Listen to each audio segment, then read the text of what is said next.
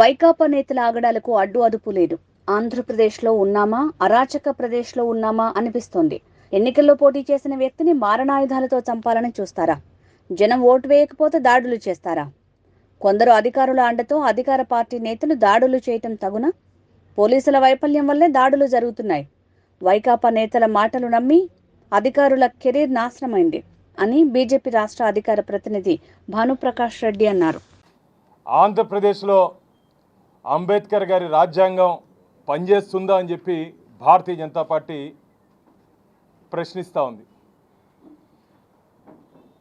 ఎన్నికల వేళ ప్రశాంతంగా జరగాల్సినటువంటి ఎన్నికలు దొంగ ఓట్లతో, కరెన్సీ నోట్ల పంపకాలతో మొదలైనటువంటి ఎన్నికలు మరుసటి రోజు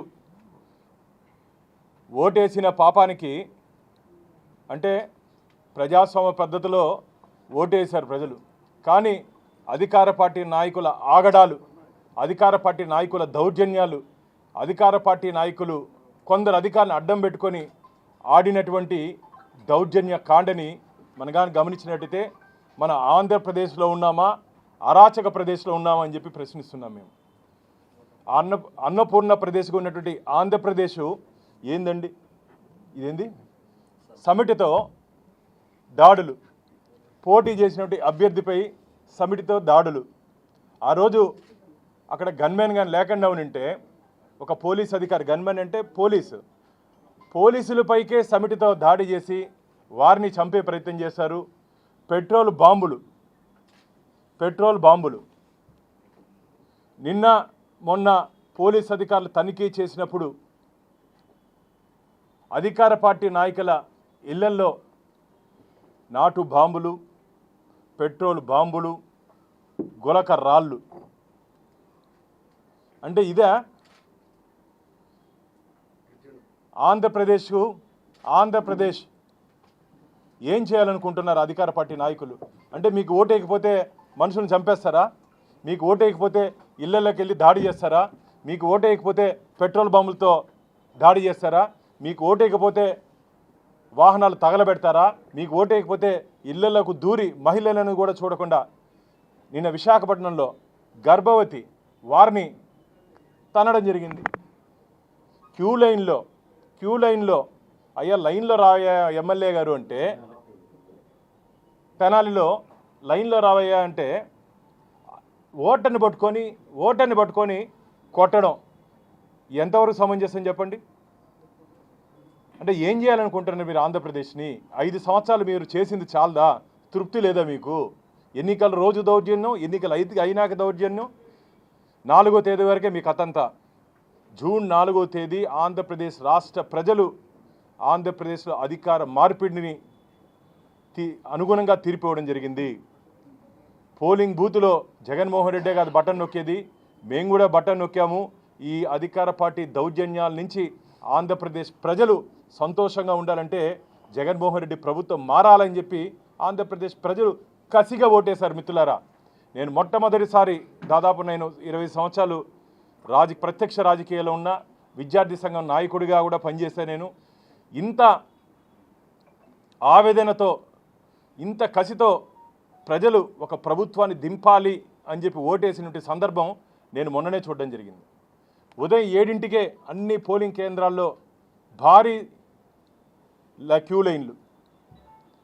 అంటే జగన్మోహన్ రెడ్డి ఎన్నికల ముందు సిద్ధమా అన్నారు. ఎస్, ఆంధ్రప్రదేశ్ ప్రజలు సిద్ధమయ్యి ఆ రోజు పోలింగ్ బూత్లోకి రావడం జరిగింది.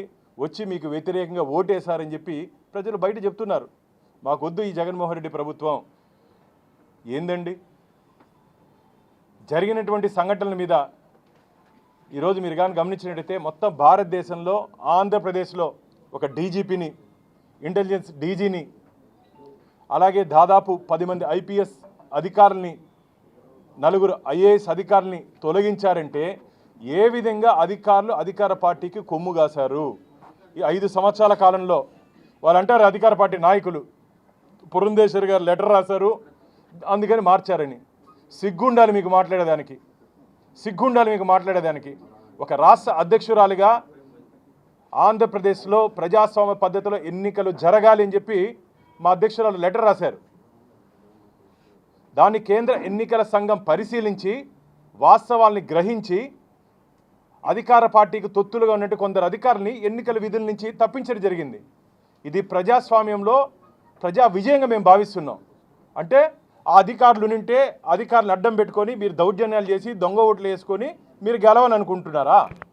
అంటే ఆ అధికారులు లేకుండా మీరు గెలిచి ఉండేవారు కాదా? మీరు అధికారులు ఉన్నా సరే అధికారులు లేకపోయినా సరే ప్రజల తీర్పు మీకు వ్యతిరేకంగా వస్తుందని చెప్పి మీకు ముందే తెలుసు. అందుకే ఈరోజు ఈ దౌర్జన్యాలకు పాల్పడుతున్నారు. నిన్న చంద్రగిరిలో, మాచర్లలో, విశాఖపట్నంలో, తాడిపత్రిలో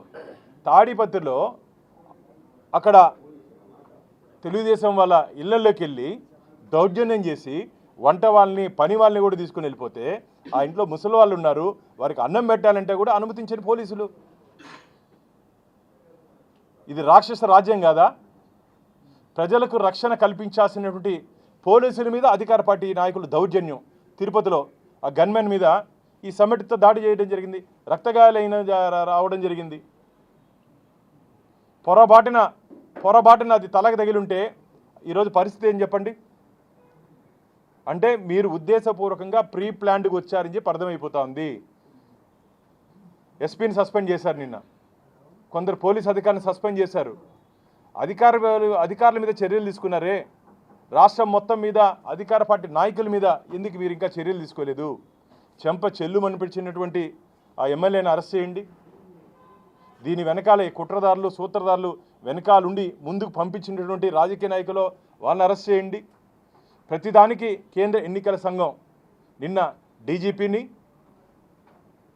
director general of police Andhra Pradesh, chief secretary government of Andhra Pradesh ఢిల్లీకి పిలిపించి చీవాట్లు పెడితే తప్ప మీకు చలనం లేదా? మీకు ప్రజల్లోని ఏ విధంగా కాపాడాలి, ఎన్నికల్లో కానీ ఎన్నికల తర్వాత కానీ మీకు ఒక ప్లానింగ్ ఉన్నదా? గతంలో ఎప్పుడు జరగనట్టు విధంగా ఈరోజే ఎందుకు జరిగింది? ఈ సంఘటనలు, వరుస సంఘటనలు జరుగుతున్నాయంటే ఇది పూర్తిగా పోలీస్ అధికారుల వైఫల్యంగా మేము భావిస్తున్నాం. ఈ మాత్రం అధికార మార్పిడి జరిగింది కాబట్టి ఎన్నికలు ప్రశాంతంగా జరిగింది మిత్రులారా. అధికారుల మార్పిడి జరిగింది కాబట్టి ఎన్నికలు ఆంధ్రప్రదేశ్లో కొద్దిగా ఈ మాత్రం ప్రశాంతంగా జరిగింది. ఇదే అధికార పార్టీ నాయకులు నిన్న ఆయన అంబటి రాంబాబు గారు అబద్ధాలకి కేర్ ఆఫ్ అడ్రస్, ఆయన నోరు తెరిస్తే అబద్ధాలు. ఆయన అంటాడు ఇంకో కూటమి గెలిచింది అని. ఏంది అంబటి గారు మీరు మాట్లాడేది? మీ భుజాలను మోసినందుకు, మీ పార్టీని మోసినందుకు ఈరోజు అధికారులు బలైపోయారు.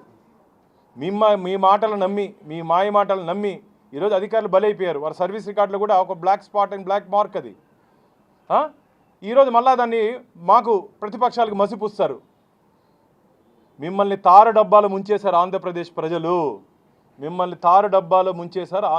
ప్రజలు. ప్రశాంతంగా ఉండాల్సినటువంటి ఆంధ్రప్రదేశ్ని అగ్నిగుండంగా చేసేశారు అధికార పార్టీ వాళ్ళు. ఎవరిని స్పేర్ చేసే ప్రసక్తే లేదు. ఈరోజు సిట్ అనేశారు. కేంద్ర ఎన్నికల సంఘం ఏం చెప్పిందంటే ఈ 2 రోజులు, ఈ 3 రోజులు జరిగిన సంఘటనల మీద పూర్తి స్థాయిలో విచారణ చేపట్టి ఎఫ్ఐఆర్ని కూడా అవసరమైతే మాడిఫై చేయమని చెప్పారు మిత్రులారా. ఎఫ్ఐఆర్ని కూడా, ఎందుకంటే వారికి కావాల్సినట్టు వారిని తొలగించి కొన్ని సెక్షన్లు దాంట్లో పొందుపరచకుండా అధికార పార్టీ నాయకుల్ని రక్షించాలని చెప్పి కొందరు అధికారులు ప్రయత్నం చేశారు. అందుకని కేంద్ర ఎన్నికల సంఘం అవసరమైతే పూర్తి స్థాయిలో నివేదిక తయారు చేసి 2 రోజుల లోపల సబ్మిట్ చేయమన్నారు సిట్ని. 2 రోజుల లోపల దయచేసి నేను సిట్ అధికారులను కోరుకుంటున్నా, నిష్పక్షపాతంగా మీరు దీంట్లో విచారణ జరిపించండి.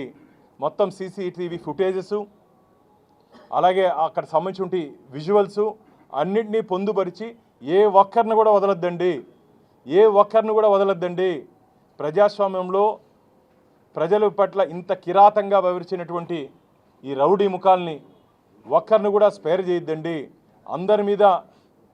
అందరి మీద కేసులు పెట్టి భవిష్యత్తులో ఎన్నికలలో రౌడిజం చేయాలంటే ఒక భయం రావాలి, ఒక వణుకు రావాలి. అయ్యా జగన్మోహన్ రెడ్డి గారు, ఒక్కసారి యూపీకి వెళ్ళండి అయ్యా. మీరు లండన్కి వెళ్ళారు. ఈ 10 రోజులు యూపీకి కానీ వెళ్ళుంటే లా అండ్ ఆర్డర్ని ఏ విధంగా మెయింటైన్ చేయాలి, శాంతి భద్రతని ఏ విధంగా పరిరక్షించాలో ఒక్కసారి మా యోగి ఆదిత్యనాథ్ దగ్గరికి వెళ్ళి నేర్చుకోండి. మొత్తం దాదాపు 11,300 మంది రౌడీలు బెయిల్ రద్దు చేసుకుని జైలుకి వెళ్ళారు. బెయిల్ రద్దు చేసుకొని జైలుకి వెళ్ళారు యూపీలో, ఉత్తరప్రదేశ్లో.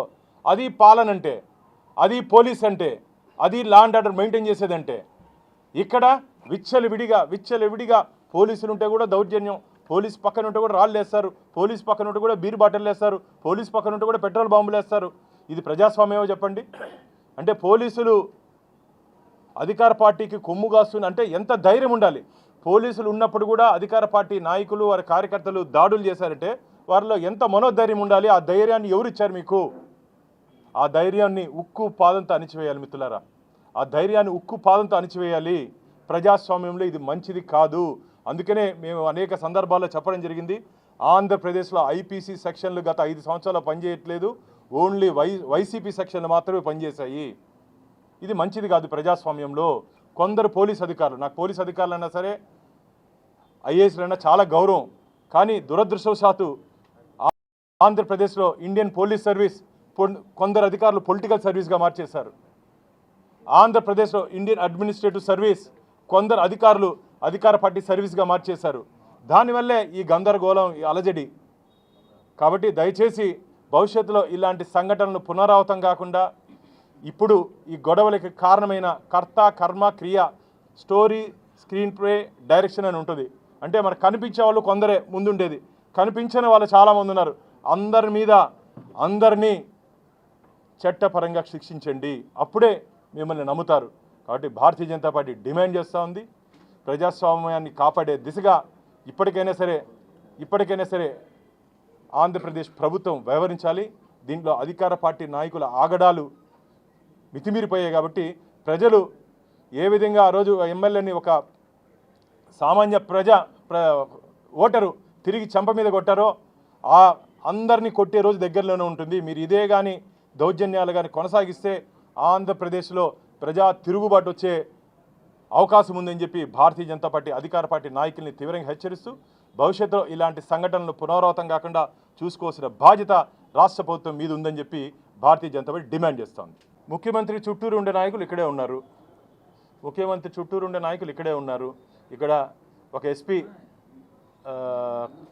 మల్లికా ఖార్గే గారు బాధ్యతలు స్వీకరించిన 20 రోజుల వారిని మార్చేశారు. ఎందుకంటే ఈ ఎపిక్ కార్డ్స్ విషయంలో కానీ, ఈ గంజాయి విషయంలో కానీ వారు దృష్టి పెట్టారని చెప్పి అధికార పార్టీ నాయకుల్లో వణుగు పుట్టింది, వారిని మార్చారు. మళ్ళీ ఇంకో అధికారిని తీసుకొని వచ్చారు. ఆ అధికారి ఉన్నప్పటికీ ఇంత దౌర్జన్యం జరిగింది చంద్రగిరిలో, వారిని మార్చారు. దాదాపు డిఎస్పీలని, సిఐని మార్చారు, చిత్తూరు ఎస్పీని మార్చారు. ఇవన్నీ ఎందుకు జరిగిందంటే అధికార పార్టీ తొత్తులుగా ఉండొద్దండి. అందుకని చెప్తున్నా, ఈరోజు వీళ్ళందరూ బలయ్యారు, మిమ్మల్ని ఎవరు కాపాడరు. లోతుగా విచారణ జరుగుతుంది. ఎన్డీఏ అధికారంలోకి రాబోతుంది. జూన్ 4వ తేదీ తర్వాత ఎన్డీఏ కేంద్రంలో, రాష్ట్రంలో తిరిగి ఇక్కడ భారతీయ జనతా పార్టీ, తెలుగుదేశం, జనసేన మేము ఆంధ్రప్రదేశ్లో అధికారంలోకి రాబోతున్నాం. ఎవరిని వదిలే ప్రసక్తే లేదు, ఎవరిని స్పేర్ చేసే ప్రసక్తే లేదు. అందరినీ చట్టం ముందు నిలబెడతామని చెప్పి అధికారులను కూడా హెచ్చరిస్తున్నాం. అధికార పార్టీకి తొత్తులుగా వచ్చిన మిమ్మల్ని కూడా స్పేర్ చేసే ప్రసక్తి లేదు. అలాగే రాజకీయ నాయకులు కూడా వెనుకుండి నడిపించుంటే రాజకీయ నాయకులను కూడా మేము వదిలే ప్రసక్తే లేదు. ఐప్యాక్ మాటలు సీఎం నమ్మారు. వాళ్ళు చెప్పింది ఏమంటే వైసీపీ ప్యాక్ అయిపోయింది, ప్యాకప్ అంటారు. మామూలు సినిమా షూటింగ్లో అంతే ప్యాకప్ అంటే అయిపోయింది. అట్లా వైసీపీ కథ ప్యాకప్ ఆంధ్రప్రదేశ్లో అయిపోయింది. మీరు రాసుకోండి. ఆంధ్రప్రదేశ్లో ఎన్డీఏ అధికారంలోకి రాబోతా ఉంది. ఎన్డీఏ మిత్రపక్షాలు అధికారంలోకి రాబోతున్నాము. ఇది ప్రజా తీర్పు.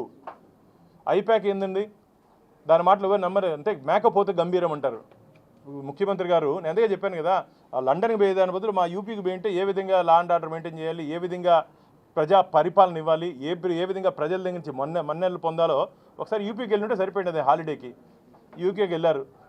ఇది మంచిది కాదు. అందుకని చెప్తున్నాను, ఎవరిని ఈ అధికార పార్టీ తిరుపతి, చిత్తూరు జిల్లాలో ఎందుకు ఎక్కువ జరిగిందంటే మీరు గమనిస్తే ముఖ్యమంత్రి చుట్టూరు ఉన్నటువంటి వ్యక్తులు ప్రభావితం చేశారు. కాబట్టి ఆ 5 సంవత్సరాలు వాళ్ళు అధికార పార్టీకి తొత్తులుగా పనిచేశారు. వీరిగా చాలామంది అధికారులు పనిచేశారు. కాబట్టి వీళ్ళందరికీ రాబో రోజుల్లో గట్టి గుణపాఠం ఉంటుందని చెప్పి హెచ్చరిస్తున్నారు. ఇది తప్పదు కాబట్టి ఆంధ్రప్రదేశ్ ప్రజలకు తెలియాలని చెప్పి ఈ పెట్రోల్ బాంబులు, ఈ రాళ్ళు, ఈ సమిటులు తీసుకురావడం జరిగింది. ప్రజలకు తెలియాలంటే మా ఉద్దేశం అంటే ఆంధ్రప్రదేశ్లో ఏం జరుగుతూ ఉందో, ఏం జరిగిందో ప్రజల దృష్టికి తీసుకొని వెళ్ళాలని చెప్పి ఒక ఉద్దేశంతోనే మేము ఇది మీడియా ముందుకు తీసుకొని వచ్చామే తప్ప వేరే ఉద్దేశం లేదు. దయచేసి ప్రజలు అర్థం చేసుకుంటారని చెప్పి, ఎందుకంటే అధికార పార్టీ ఆగడాల్ని, అధికార పార్టీ దౌర్జన్యాల్ని, అధికార పార్టీ గూండాల వ్యవహరించిన తీరుని ప్రజలకు తెలియజేయాలని చెప్పి మేము ఈ విధంగా ప్రజలకు అర్థమయ్యే విధంగా మేము తీసుకురావడం జరిగింది. చింతమనేని ప్రభాకర్ పోలీస్ స్టేషన్కి వెళ్ళి తన అనుచరుల్ని దౌర్జన్యంగా తీసుకెళ్లారు.